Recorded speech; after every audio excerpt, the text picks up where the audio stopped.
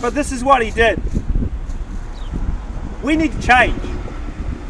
So Christ said, I will come,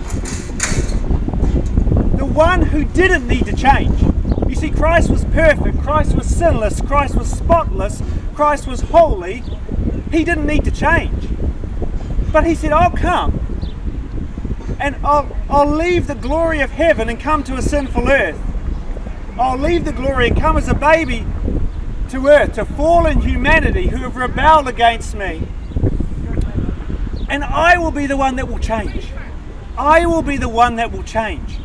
So he said, you need to change. Every person born into this world needs to be changed and made right with God, because they're wrong. They're wrong. They're wrong with God. They've got wrong ideas about who they are. They've got wrong ideas about God. They've got wrong ideas about heaven. There's nothing right about them, because like sheep have gone astray. They're struggling to understand who God is. We're killing ourselves in numbers and taking drugs to cover the pain, listening to music to cover the pain. We're doing all kinds and manners of things to take our mind off the fact that we're in trouble with God and we're fallen short of His glory. And so what we do is we escape. We escape. But God says that's wrong. You're looking for it in the wrong place. You're looking for peace in the wrong place. You're looking for love in the wrong place. You're looking for joy in the wrong place. You're looking for everything that you desire as a human being in the wrong place. You need to look to me. I will give you the satisfaction and the joy and the love that you need, because I made you out of love, and I will complete that joy. I will complete that love. But first, your sin must be paid for. Your debt must be paid for. You must be covered. Your injustices to a holy God must be covered. You've all done evil. Don't lie. We know we have.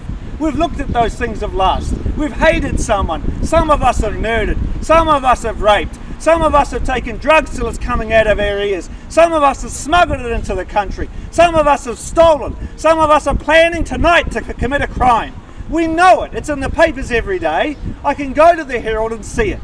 You see, so we're looking in the wrong places, and we're doing these things as a result of being not right with God. It's coming from the inside of us and welling out.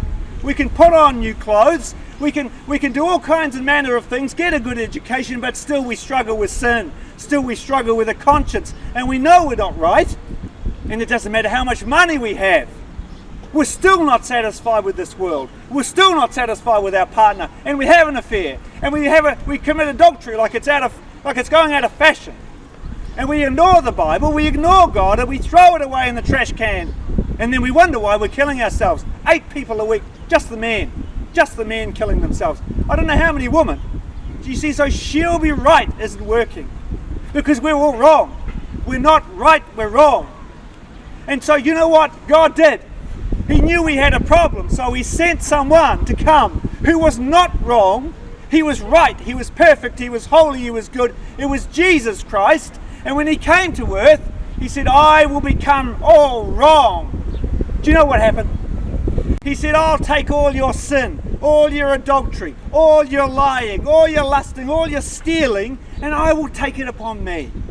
And then God looked at His Son, and His Son was all wrong and marred and covered in sin and stained, and your adultery and your lying and your thievery and your robbery and your drug taking and your pornography. And He took it upon Himself. And then God says, I will pour out my anger on my Son and crush Him on the cross.